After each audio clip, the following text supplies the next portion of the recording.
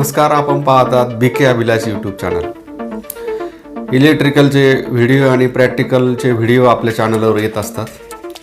आपण DC generator हे पार्टचे lesson आपण घेत आहोत. मागील लेसनमध्ये आपण पाहिलेलं आहे की DC जनरेटरचे पार्ट्स काय होते, DC जनरेटरची रचना काय आहे हे आपण पाहिलेले आहे. आणि या अगोदरच्या हे पाठामध्ये आपण पाहिलेलं आहे सर्वात महत्त्वाचा भाग या ठिकाणी आपल्याला समजण्याचा आहे. या अगोदरच्या लेसनचा जर तुम्ही अभ्यास केला असेल तुमच्या हे लक्षात आलं असेल की जनरेटरचे कार्य हे फॅरेडेच्या इलेक्ट्रोमॅग्नेटिक इंडक्शनच्या तत्त्वावर चालतं आहे. इलेक्ट्रोमॅग्नेटिक इंडक्शनच्या तत्त्वामध्ये आर्मेचरच्या टोकामध्ये आर्मेचरचे जे टोक आहे याच्यामध्ये आपल्याला EMF मिळतो, E1 आणि E2. नियमाचा फॅरेडेच्या इलेक्ट्रोमॅग्नेटिक इंडक्शनच्या नियमाचा आपण अभ्यास केला तर आपल्या लक्षात येतं की जनरेटरमध्ये मॅग्नेटिक फील्ड किंवा चुंबकीय क्षेत्र असणं आवश्यक आहे. मग मॅग्नेटिक फील्ड चुंबकीय क्षेत्र असेल आणि त्याच्यामध्ये जर आर्मेचर आपण फिरवला तर त्या आर्मेचर वाइंडिंगमध्ये वीज निर्मिती होते. हे आपल्या आतापर्यंतच्या लेसनच्या अभ्यासावरून हे लक्षात आलेलं आहे. तर यासाठी आपण माहिती बघितली की जनरेटरचा आर्मेचर आपल्याला कोणत्या ना कोणत्या मशीनच्या सहाय्याने फिरवावा लागतो. जसं प्रयोगशाळेमध्ये आपल्याला 3 फेज इंडक्शन मोटर असते, त्याचं कपलिंग आपण जनरेटरशी केलेलं असतं आणि 3 फेज मोटरला सप्लाय दिल्यानंतर मोटर चालू होते, मोटरचा शाफ्ट फिरतो आणि जनरेटरचा आर्मेचर फिरतो आणि आर्मेचरमध्ये इलेक्ट्रोमोटिव्ह फोर्स EMF किंवा वीज निर्मिती होते. म्हणजे आर्मेचरला फिरवण्यासाठी आपल्याला एक मशीन लागते. प्रयोगशाळेत 3 फेज मोटर आहे आणि त्याचप्रमाणे जर डिझेल इंजिन जर आपण या ठिकाणी जोडलं तर डिझेल इंजिन चालू केल्यानंतर जनरेटर चालू होईल आणि जनरेटरमध्ये वीज निर्मिती होईल. पेट्रोल इंजिन जर आपण जोडलं जनरेटरच्या शाफ्टला, पेट्रोल इंजिन चालू केल्यानंतर शाफ्ट फिरेल, जनरेटरचा आर्मेचर फिरेल आणि आर्मेचरमध्ये वीज निर्मिती होईल. म्हणजे जनरेटरचा आर्मेचर फिरण्याची व्यवस्था आपल्याला कोणतं तरी एक मशीन या ठिकाणी जोडावं लागतं आणि त्या मशीनला आपण प्राइम मूव्हर म्हणतो. प्राइम मूव्हर मूव्ह करणं, गतिमान करणं. आर्मेचरला गतिमान करण्यासाठी आपल्याला हे प्राइम मूव्हर लागतं. मग याच्या अगोदरच्या लेसनमध्ये मी थोडी चर्चा केलेलीच आहे की मोठ्या मोठ्या विद्युत निर्मिती केंद्रांमध्ये जिथे AC जनरेटर असतं, अल्टरनेटर, त्या ठिकाणी प्रायमर म्हणून मोठे मोठे टर्बाईन्स, मोठे व्हील्स बसवलेले असतात. म्हणजेच प्रायमरची आपल्याला आवश्यकता असते. प्रायमर फिरवल्यानंतर जनरेटरमध्ये विद्युत निर्मिती होते. परंतु त्यासाठी सुद्धा जनरेटरच्या फील्ड वाइंडिंग जी आहे त्याला इलेक्ट्रिक सप्लाय देणं आवश्यक असतं. फील्ड वाइंडिंगला इलेक्ट्रिक सप्लाय दिल्यानंतरच त्या ठिकाणी मॅग्नेटिक फील्ड किंवा चुंबकीय क्षेत्र निर्माण होईल आणि त्या चुंबकीय क्षेत्रामध्ये मग आर्मेचर आपण फिरवल्यानंतर आर्मेचरच्या 2 टोकांमध्ये आपल्याला बाहेर आउटपुटला वीज किंवा व्होल्टेज करंट मिळत असतो. हे सर्वात महत्त्वाचा अभ्यास आतापर्यंत आपण केलेला आहे. विद्यार्थी मित्रांनो, आजचा आपला लेसन असणार आहे की जे फील्ड वाइंडिंग जे चुंबकीय क्षेत्र निर्माण करण्याचं जे कार्य करत आहे त्या फील्ड वाइंडिंगमध्ये करंट आपल्याला सोडावा लागतो आणि तो करंट सोडण्याच्या वरून जनरेटरचे मुख्य 2 प्रकार पडतात आणि त्यानंतर जनरेटरचे अनेक उपप्रकार पडतात. त्या जनरेटरच्या प्रकारांचा अभ्यास करणे हे आपला आजचा लेसन आहे. Types of DC generator. जनरेटरचे मुख्य 2 प्रकार पडतात. त्याच्यामध्ये एक आहे separately excited generator.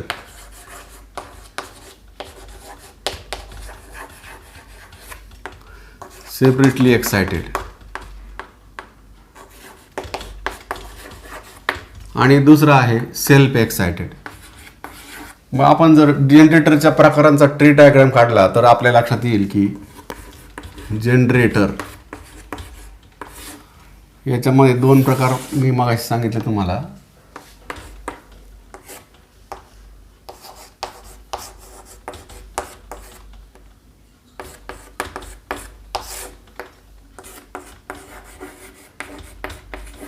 Separately excited आणि self excited.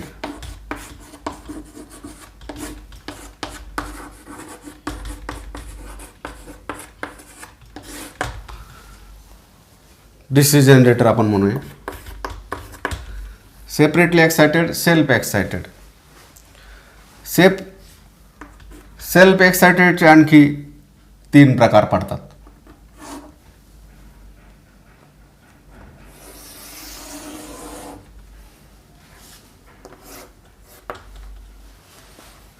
Shunt generator, series generator आणि कंपाऊंड जनरेटर. तिसरा प्रकार आहे compound generator.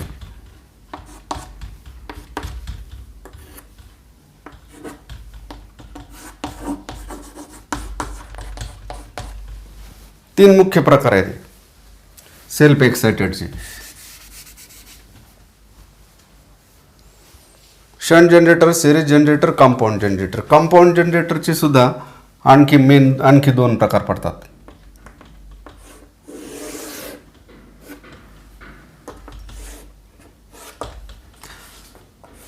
Long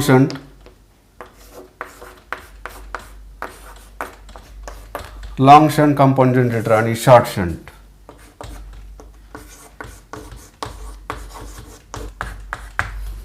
long shunt आणि शॉर्ट शंट. लॉन्ग शंट आणि शॉर्ट शंटचे आणखी 2 उपप्रकार पडतात.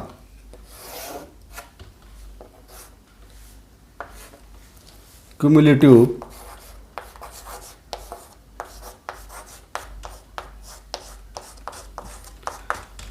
लॉन्ग शंट आणि डिफरेन्शियल.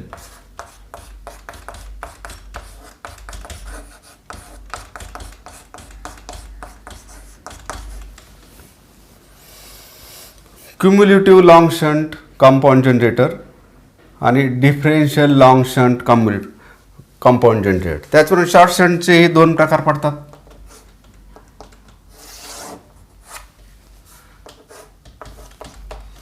क्युम्युलेटिव्ह आणि डिफरेन्शियल, याच्यामध्ये पण तेच प्रकार आहेत. क्युम्युलेटिव्ह आणि डिफरेन्शियल.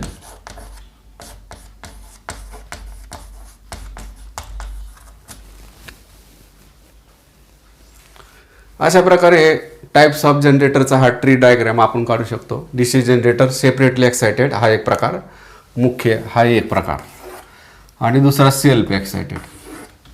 आणि सेल्फ एक्साइटेडचे 3 प्रकार आहेत. Shunt generator, series generator, compound जनरेटरचे. कंपाऊंड जनरेटरचे मुख्य 2 प्रकार आहे, लॉन्ग शंट आणि शॉर्ट शंट. ते प्रत्येक लॉन्ग आणि शॉर्टमध्ये सुद्धा क्युम्युलेटिव्ह आणि डिफरेन्शियल आणि हे उपप्रकार पडतात 2-2. तर अशा प्रकारे हे मुख्य प्रकार आहेत. याची डिटेल माहिती आपण पुढे पाहणार आहोत. तर सेपरेटली एक्साइटेड आणि सेल्फ एक्साइटेड. एक्साइट हा शब्द आहे या ठिकाणी. एक्साइट हा शब्द जनरेटरमध्ये फील्ड वाइंडिंगमध्ये करंट सोडल्यानंतर फील्ड वाइंडिंगच्या भोवती जे चुंबकीय क्षेत्र निर्माण होतं, मॅग्नेटिक फील्ड, की जे आपल्याला विद्युत निर्मितीसाठी फार आवश्यक आहे, की त्या मॅग्नेटिक फील्डमध्ये आपल्याला आर्मेचर फिरावं लागतं आणि आर्मेचरमध्ये मग वीज निर्मिती होईल. तर मॅग्नेटिक फील्ड जनरेट करण्यासाठी हे ज्या पद्धती आहेत त्यावरून याचे प्रकार पडलेले आहेत. हे आपण आता डिटेलमध्ये पाहूया. सेपरेटली एक्साइटेड जनरेटरची आपण डिटेलमध्ये माहिती पाहण्यापूर्वी आपण सेपरेटली एक्साइटेड आणि सेल्फ एक्साइटेड हे जे 2 प्रकार पडतात याचा अर्थ आपण समजून घेऊया. सेपरेटली एक्साइटेड अर्थात की फील्ड वाइंडिंगला बाहेरून स्वतंत्रपणे डीसी सप्लाय देऊन आपण चुंबकीय फील्ड, मॅग्नेटिक फील्ड याची निर्मिती करतो, म्हणून सेपरेटली एक्साइटेड म्हणतात. आणि सेल्फ एक्साइटेड याचा अर्थ असा होतो, क्षेत्र जे फील्ड वाइंडिंगमध्ये आपण निर्माण करणार आहोत तो जनरेटरच्या आर्मेचरमध्ये जे EMF निर्माण होणार आहे, करंट निर्माण होणार आहे, तोच करंट आपण फील्ड वाइंडिंगमध्ये सोडतो, फील्ड वाइंडिंगला देतो. आणि ते फील्ड वाइंडिंग आणि आर्मेचर वाइंडिंग एकमेकांना जोडण्याच्या 3 प्रकार आहेत, जे मगाशी मी तुम्हाला सांगितलं, शंट, सिरीज आणि कंपाऊंड. तर फील्ड वाइंडिंग ही आर्मेचरच्या पॅरललमध्ये जोडली तर शंट जनरेटर म्हणणार आपण, सिरीजमध्ये जोडली तर सिरीज, आणि कंपाऊंड म्हणजे फील्ड वाइंडिंग आणि शंट वाइंडिंग आणि सिरीज वाइंडिंग दोन्ही वाइंडिंग आर्मेचरमध्ये जोडू शकतो आपण. यावरून ते प्रकार आहेत. आता आपण प्रथम बघूया सेपरेटली एक्साइटेड जनरेटर.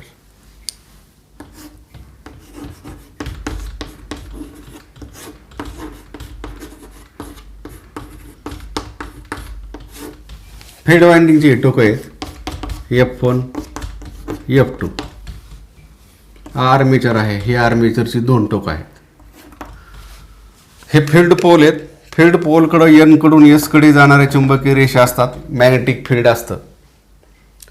तर आर्मेचरची आता याच्यानंतर आपण ही आकृती सारखी काढणार नाहीत की आर्मेचरचे जे सर्किट आहेत, जे जनरेटरचे प्रकार आहेत, तर ते सर्किटवरूनच आपण यानंतर एक्सप्लेनेशन माहिती आपण घेणार आहोत. फक्त सुरुवातीला समजण्यासाठी ही आकृती मी काढलेली आहे की हे फील्ड पोलकडून N कडून S कडे चुंबकीय रेषा जातात. त्याच्यामध्ये आपण आर्मेचर फिरवलं असतं. आर्मेचरच्या टोकामध्ये आपल्याला DC सप्लाय मिळतो. हे आपल्याला समजलेलं आहे. आता हे ज्या फीड वाइंडिंगला आपल्याला सप्लाय द्यायचा आहे, यावरून आपल्याला आता पहिला प्रकार आहे सेपरेटली एक्साइटेड. एक्साइट करणे म्हणजे चुंबकीय क्षेत्र निर्माण करणे. तर ते सेपरेट कसं आहे, तर याचं डायग्राम असं येणार आहे.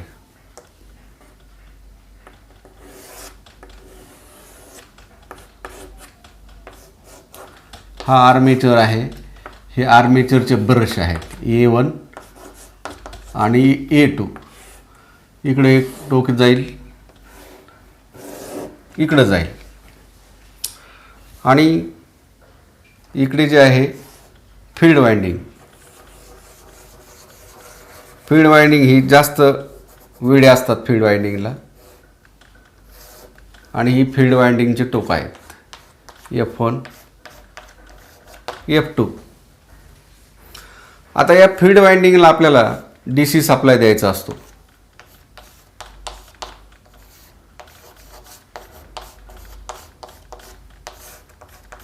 DC सप्लाय फील्ड वाइंडिंगमधून जर DC सप्लाय दिल्यानंतर करंट हा पास होईल वाइंडिंगमधून आणि आपलं सर्किट पूर्ण करेल. मग हा DC सप्लाय आपण DC जनरेटरचाही देऊ शकतो, बॅटरीचा देऊ शकतो. DC बॅटऱ्या याचा सप्लाय आपण स्वतंत्रपणे देतो. याचं आर्मेचरशी कनेक्शन बिलकुल केलेलं नसतं. आर्मेचरची टोकं स्वतंत्र असतात. परंतु ही आकृती आपल्याला माहिती आहे, फील्ड वाइंडिंगला इकडून सेपरेट बॅटरीचा सप्लाय दिल्यानंतर करंट फील्ड वाइंडिंगमध्ये पास होईल, चुंबकीय रेषा निर्माण होतील आणि त्या चुंबकीय क्षेत्रामध्ये हे आर्मेचर आपण ठेवलेलं आहे. आर्मेचरला फिरवल्यानंतर आर्मेचरच्या टोकामध्ये सप्लाय निर्माण होईल.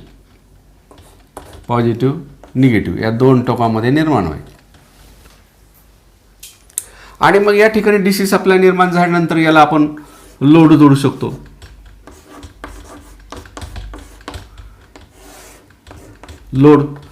लोड म्हणजे मग हा जो DC विद्युत निर्माण झालेला आहे याचा उपयोग आपण DC मोटर चालू करण्यासाठी करू शकतो.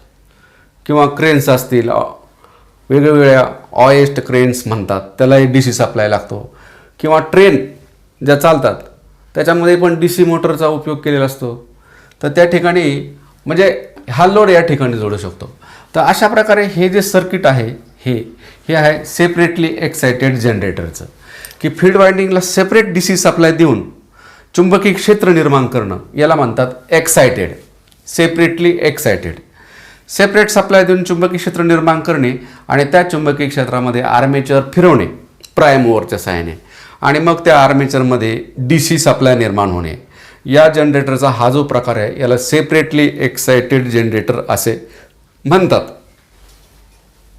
सेपरेटली एक्साइटेड जनरेटरचं आपण इथं सर्किट काढलेलं आहे की प्रयोगशाळेमध्ये प्रयोग करताना हे सर्किट असतं. याच्यामध्ये इथं पाहू शकतो आपण आर्मेचर आहे. हा याचे 2 ब्रश आहेत A1 A2.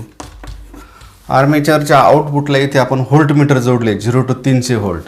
हे DC आहे म्हणून इथे निगेटिव्हचे चिन्ह आहे. DC व्होल्टमीटर आहे आणि इकडे आपल्याला आउटपुट मिळते आर्मेचरचा जनरेटरचा आउटपुट. आणि फील्ड वाइंडिंग आहे हे त्याची टोकं आहेत. हे फील्ड वाइंडिंगच्या सिरीजमध्ये आपण 0 ते 1 अँपिअर DC ॲमीटर जोडलेला आहे आणि हा व्हेरिएबल रेओस्टॅट आहे. व्हेरिएबल की रेजिस्टन्स कमी जास्त करून आपण याच्यातून वाहणारा करंट हा कंट्रोल करू शकतो. इथं फ्यूज आहे आणि हे ICDP स्विच आहे, डबल पोल स्विच. हा इथं DC सोर्स, DC सप्लायचा सोर्स, बॅटरी असेल, जनरेटर असेल, त्याचा DC सप्लाय आपण दिलेला आहे. स्विच ऑन केल्यानंतर फ्यूजमधून इथं रिव्हर्स्टॅट कमी जास्त करून आपण करंट कमी जास्त करू शकतो आणि फील्ड वाइंडिंगचं करंट लिमिट करून या फील्ड वाइंडिंगचं सर्किट पूर्ण होतं.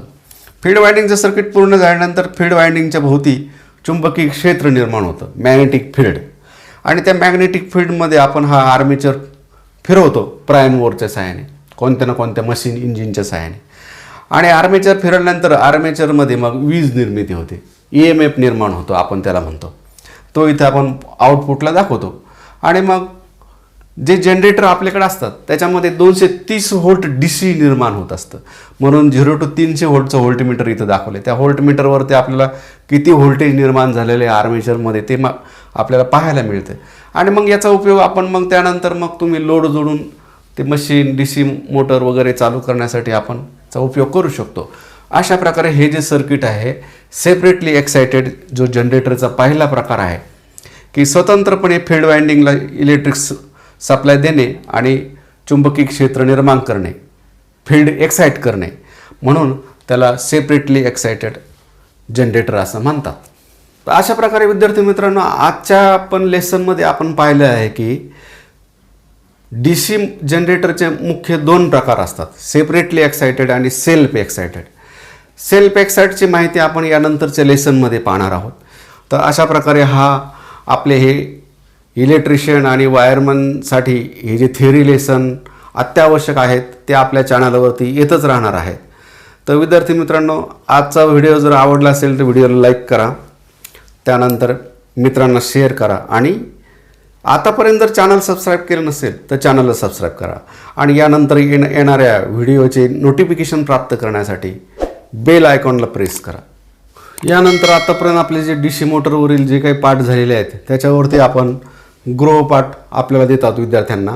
तर हे गृहपाठ सगळ्यांनी लिहून काढायचं आहे. याच्यामध्ये 5 प्रश्न आहेत. पहिला प्रश्न DC जनरेटरचे तत्व लिहा, स्पष्ट करा. दुसरा प्रश्न फॅरेडेच्या इलेक्ट्रोमॅग्नेटिक इंडक्शनचे 2 नियम लिहा. तिसरा प्रश्न DC जनरेटरच्या भागांची नावे लिहा.